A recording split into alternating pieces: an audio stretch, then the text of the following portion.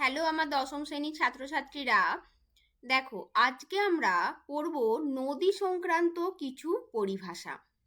তোমাদের সিলেবাসে নদীর ক্ষয়জাত এবং সঞ্চয়জাত ভূমিরূপগুলো আছে। তো সেই ভূমিরূপগুলোতে সরাসরি পড়ার আগে আমাদের নদী সংক্রান্ত কয়েকটা বিষয় জেনে নিতে হবে। দেখো দেখো এই ধরো পার্বত্য অঞ্চল থেকে আমরা কি জানি, সবসময় পার্বত্য অঞ্চলে ছোট ছোট অনেক জলধারা সেগুলো মিলিত হয়ে একটি নদীর সৃষ্টি হয় এবং সেখান থেকে নদী এক বিস্তৃত অঞ্চল বা পার্বত্য অঞ্চলের পর মালভূমি অঞ্চল এবং তারপর সমভূমি অঞ্চলের মধ্য দিয়ে গিয়ে সমুদ্রে পড়ে, বা অনেক নদী কি অন্য কোনো বড় নদীতে গিয়ে মেশে। তো এই তো নদীর কথা। তাহলে যে অঞ্চল থেকে বা পার্বত্য অঞ্চল থেকে নদী, অর্থাৎ নদী যেখান থেকে উৎপত্তি হচ্ছে, সেই উৎপত্তি স্থলকে আমরা কি বলি? নদীর উৎস। এবং যেখানে সমুদ্রে গিয়ে নদী মিশছে সেখানটা আমরা বলি নদীর মোহনা। তাহলে এই অঞ্চলগুলো আমরা বলবো এক একটি নদীর উৎস, এবং এই যেখানে সমুদ্রে মিশছে সেটা হলো মোহনা। তো এইগুলো তোমরা আগে পড়েছো, সবাই জানো কম বেশি। কিন্তু তোমাদের এই 10-এর সিলেবাসে যেগুলো আছে সেটা হলো নদী অববাহিকা, নদীর ধারণ অববাহিকা, নদী জলবিভাজিকা, নদী উপত্যকা। তো এই বিষয়গুলো যদি না বোঝো তাহলে কিন্তু এগুলো গুলিয়ে যাওয়ার সম্ভাবনা থাকে। কিন্তু দেখো এই ভিডিওটি দেখলে আশা করছি তোমাদের কনসেপ্ট একদম ক্লিয়ার হয়ে যাবে।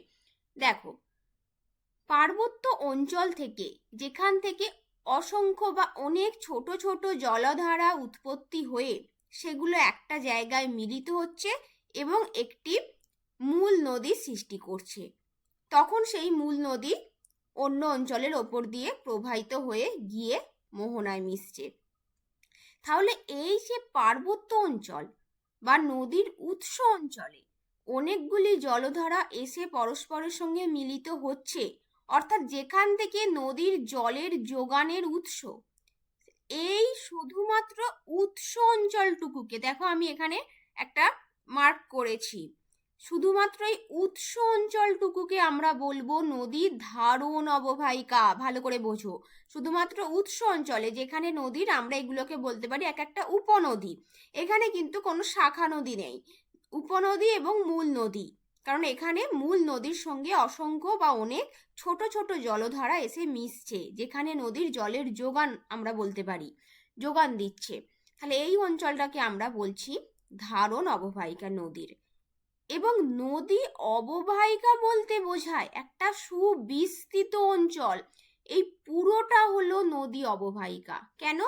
এই উৎস অঞ্চল থেকে শুরু করে মোহনা পর্যন্ত নদীর সমস্ত উপনদী, দেখো এইগুলো হচ্ছে উপনদী কারণ এগুলো মূল নদীতে গিয়ে মিশেছে। আবার দেখো মোহনার কাছে বা সমভূমি প্রবাহে আমরা কি জানি, নদী অনেক শাখা প্রশাখায় বিভক্ত হয়ে যায়, কারণ এখানে নদীর গতি কমে যায়। তাহলে এখানে এই যে নদীর শাখা নদীগুলো আছে, দেখো আমি তীর দিয়ে বোঝাচ্ছি, এখানে তীরগুলো দেখো মূল নদীতে গিয়ে মিশছে, আর এখানে তীর চিহ্নগুলো দেখো মোহনার দিকে। তো এই নদীর ছবি আঁকলে কিন্তু তীর চিহ্ন দিয়ে যে ডিরেকশনগুলো দেওয়া, এটা কিন্তু খুব গুরুত্বপূর্ণ। তো এই তীর চিহ্নের মাধ্যমে আমি বুঝিয়েছি। তাহলে এই উৎস অঞ্চল থেকে শুরু করে নদীর উপনদী, শাখা নদী সহ যে বিস্তৃত অঞ্চলের মধ্য দিয়ে গিয়ে নদী সমুদ্রে পতিত হচ্ছে বা মোহনায় পড়ছে, এই সমগ্র অঞ্চলটিকে আমরা বলছি নদী অববাহিকা। তাহলে নদী অববাহিকার মধ্যেই একটা অংশ, শুধুমাত্র উৎস অঞ্চলটা হলো নদীর ধারণ অববাহিকা। আশা করছি তোমাদের আমি বোঝাতে পেরেছি এই দুটো বিষয়, আর গোলাবে না আশা করছি। এবং আর একটা বিষয়, সেটা হলো নদী উপত্যকা। নদী উপত্যকা আমরা যখন বলবো তখন আমরা এই একটা একটা নদী ধরবো। ধরো এই নদীর এই যে পার্টিকুলার এই উপনদীটা ধরবো, এই উপনদীটাকে আলাদা ধরবো, মূল নদীটাকে আলাদা ধরবো। তখন কি একটি নদী যে অঞ্চলের মধ্য দিয়ে বা যে সংকীর্ণ এবং যে অঞ্চলের মধ্য দিয়ে তার জলটিকে, তার জলপ্রবাহটিকে নিয়ে যায়, শুধুমাত্র সেই সংকীর্ণ নিম্নভূমিটিকে আমরা বলবো নদী উপত্যকা। তাহলে একটি নদী অববাহিকার মধ্যে একাধিক নদী উপত্যকা থাকতে পারে। তাহলে সব থেকে বৃহৎ সুবিস্তৃত অঞ্চল বলতে আমরা নদী অববাহিকাকে বোঝাই। তো আমার এই ভিডিও কেমন লাগছে অবশ্যই কিন্তু কমেন্টে জানিও তোমরা। এবং তোমাদের পরীক্ষায় আরেকটি আসে, সেটা হলো জলবিভাজিকা। তার আগে দেখো তোমরা কয়েকটা আর কিছু বিষয় মনে রাখবে। বৃহত্তম নদী অববাহিকা হলো আমাজন। তাহলে বৃহত্তম নদী অববাহিকা হলো আমাজন নদীর অববাহিকা বৃহত্তম। আর আমরা যদি নদী উপত্যকা বলি, সেই নদী উপত্যকার ক্ষেত্রে দীর্ঘতম হলো নীল নদ। কারণ উপত্যকা মানে সেখানে একটি নদীকে বোঝাবে, পার্টিকুলার একটি। আর নদী অববাহিকা মানে সুবিস্তৃত অঞ্চল, তার মধ্যে উপনদী, শাখা নদী সমস্ত কিছু আছে। তো আশা করছি তোমাদের এই দুটি বিষয় মনে থাকবে। তো তোমাদের পরীক্ষায় আরেকটি বিষয় আসে, সেটা হলো জলবিভাজিকা। আর অনেকেই এই জলবিভাজিকা, দোআব অঞ্চল এই দুটি বিষয়ের মধ্যে গুলিয়ে ফেলো। দেখো, জলবিভাজিকা মানে মনে রাখবে জলস্রোতকে যে উচ্চভূমি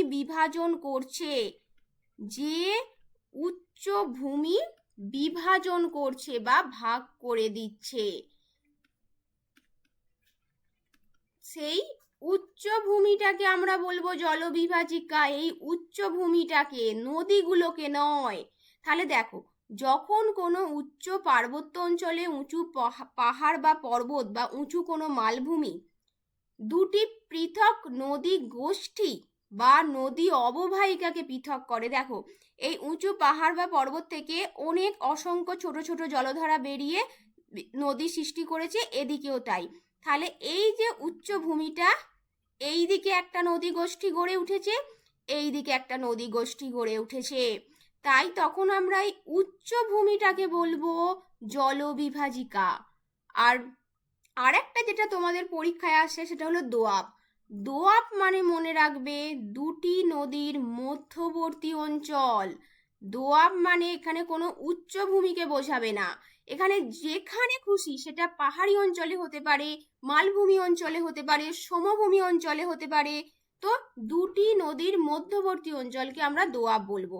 যেমন ধরো এখানে এই একটা নদী, এই একটা নদী, তাহলে এই মাঝের অঞ্চলটা হলো এই দুটো নদীর দোআব অঞ্চল।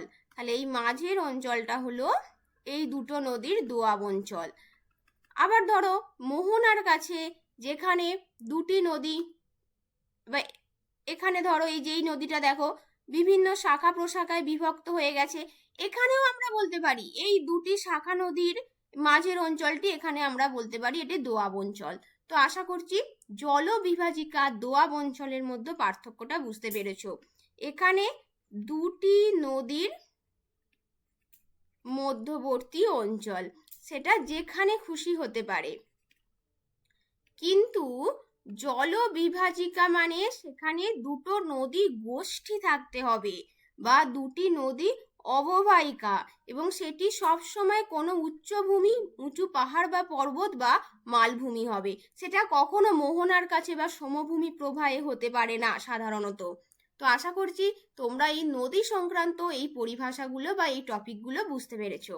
তো আমার ভিডিওটি কেমন লাগলো অবশ্যই কমেন্টে জানিও, এবং এই ধরনের আরও ভিডিও পেতে চাইলে আমার চ্যানেলটি অবশ্যই সাবস্ক্রাইব করে দিও। সকলে ভালো থেকো, দেখা হচ্ছে নেক্সট ভিডিওতে।